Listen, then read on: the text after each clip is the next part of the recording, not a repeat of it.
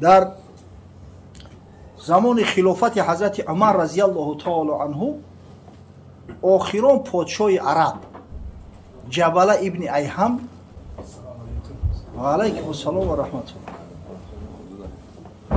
الله یه برحمت عمر وقتی که امیر مسلمان ها که خلیفه رسول های آخرین شاه بنی غسان اینا در همه شام دولت داشتند نامش جبل ابن ایهم ای همه آدم آمده اسلام قبول کرد خودش اختیاران آمد مسلمان شد به حضرت عمر گفت یا جبل موسم حج شده است نمیگه حج کردی حج در ذمه فرض شده است گفت حضرت اگر شما برین منم در رکاب شما میرم حضرت گفت من امیر حجم میرم حضرت عمر با همون سرکاری که داشت 10 سال خلافتش ده 9 سال پای در پای امیر حج شده رفته است خونه خدا میرفت زیارت میکرد همین 10 سال 9 سالش رفتگی با همراه آمدن این جبل ابن ایهم 250 تا تلخ دورا خیلی آدمی بایی با دولت اسپاش و حتی همین قزینت و زیور دورا که ایلای توبه بابا و هیما آمدن در مکه مکرمه احرام پوشیدند اگه طواف شروع کردیم یک شخص یک بیچاره کمبغل یک عربی از قبیله بنی فزوره نخست میگه لبی ریدوی همین جبل را زیر میکنه لبی ریدوش که زیر میکنه همین گلوش همه حرکت کردن در گلوش یک فشار میته یک تکون میخوره میگرده یک مشت در دهن هم بیچاره میزنه پوچو ده که اولی بوی پوچوی دماغش نرفته است این مردک هم دید گفتن که این پادشاه های یعنی پادشاه بنی غسان های اما این مرد از بنی فزوره را میدونست که زمان خلافت حضرت عمر های سرور عادلای دنیا این عمر هستی که همیشه نقار مورچه را میگیره حتی ای دشمناش چه برسه یک انسان یک مسلمان راست نزد حضرت عمر اومد گفت یا امیرالمومنین همین جبله که امروی شما اومده به جبله ابن ایهم این ازد رو ما خونشور کرد برای چی گفت؟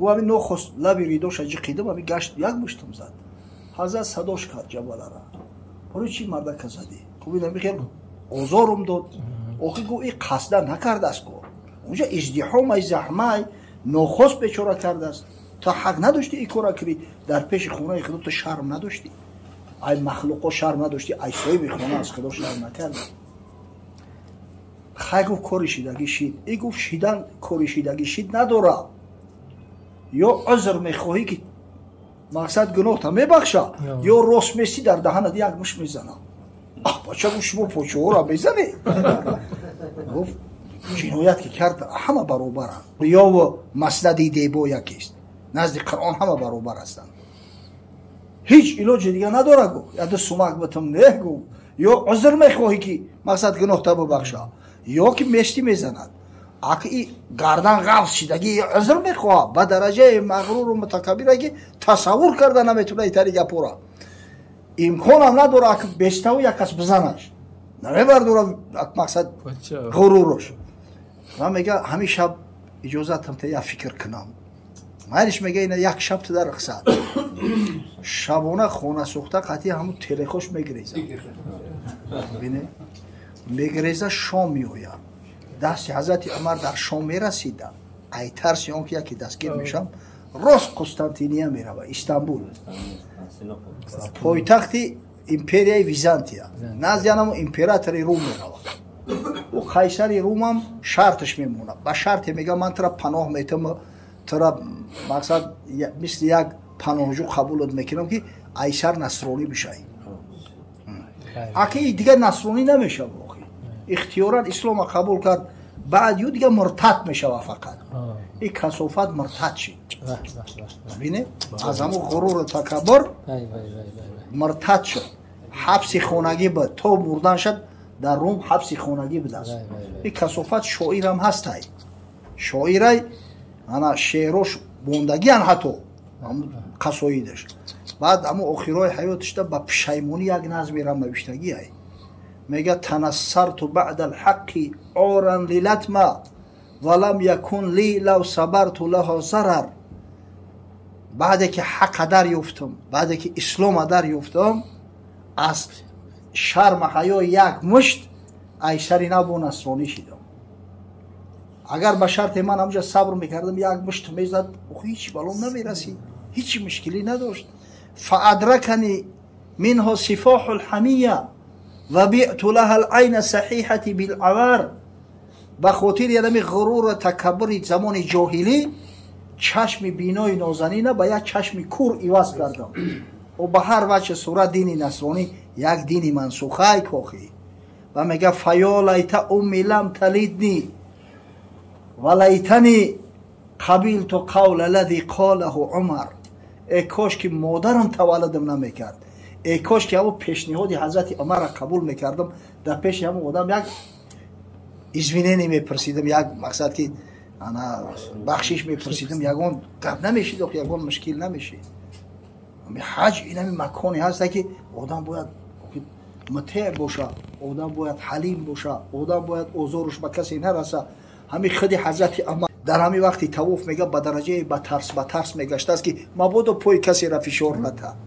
بزباله بود که حضرت 2 متر بود، شاید هم پاوشم 60 رزمیری 60 باشه که هم کوشش. بسیار احتیاط میکرده است مبادا یگان کس فشار ندم، یگان سبب اوزار یگان کس نشوم. در موسم سال 2007 3 پهلوانای خدمت بچه بزباله شیدنی هم انا یک نفرش ولی خدا رحمتش کنه گذشت حاجی عبدالمجید چریز دوبای اومدن، اینا رسما نرفتن، دوبای قطعی اومدن. بعد اونجا ما در شعبه فتوا بودیم، یک امو شمسدین خدا برکتش بده، شمسدین جاشون یافت، جوبا جاشو کرد. بعد عمره شون برد مکه یا نه اومدگی در اون وقتی طواف عمره او یا بزبالش ایشانی فتلو میگن همون کدام یک اندونزی بوده است، مالایزی بوده است، اون را تله داده. او همه گاش چیز گفته است تا این بوده به بزبالا 120 کیلو ای خاچ هم ممکن یک 90 باشه. بزبالا همتری دستک زده است. با حاجی عبدالمجید دربارش گفت که راست میگه به خدا راست گفته است. همین باگر رو تبات کنم تو گپیرای جو میفهمی با زبانی خودش گپ زده است. من همین زبانی امیرا نمیفهمم، نه که همین یگان ترجمان بیار.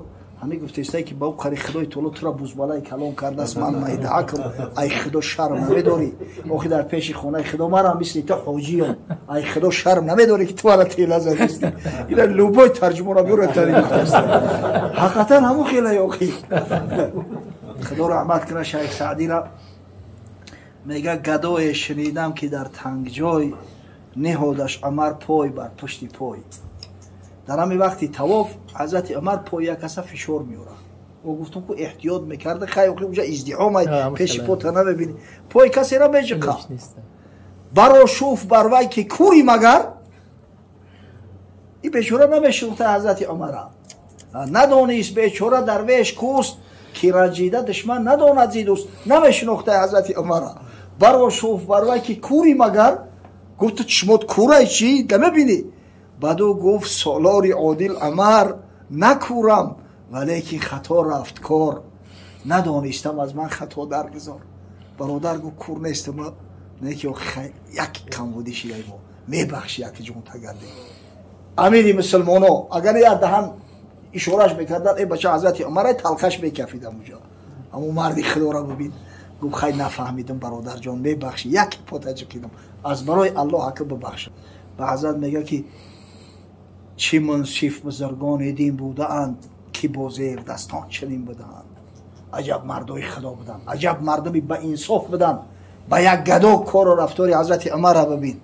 اگر می بترسی زی روز شمار از آن کسته ترسد خطا درگذار.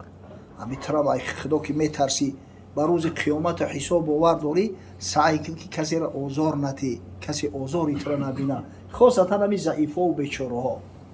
مقصد دائم احتیاط کردن در کار. انشالله اگر همین سخن زیبا شید، کلام زیبا شید، آدم عملش عمل خیر شید، خیر احسان کرد، به یقین انشالله حجش حج مبرور و مقبول است. این حج مبرور مکافاتش یک چیز است، چیزی که پیامبر صادق مصدوق بشارت داده است، جنت خدا. خداوند بزرگ حج حجای ما را قبول و مقبول درگاهش بگردونه. این امر را در نامه اعمالش ثبت بگردونه. با شرافت قدوم شو که الحمدلله بعدی سالها 2 سال زیاد شد مردم دیگه پزمان شدگیان. خداوند راه باز کنه که هرچی بیشتر و زیادتر حاجیای ما که مشتاق هستند، مسلمانان مشتاق زیارت خانه خدا و روضه شریفه پیامبر صلی الله علیه و سلم هستند، با زیارت مشرف می‌گردند. پروردگار بزرگ بابای حاجی را از جميع بلا و گزنده حفظ کنه. خداوند در خاندانش، در خاندان مهمانانش، در این دیار، در این ملک فیض برکات خیرات حسنات چنان. رحمت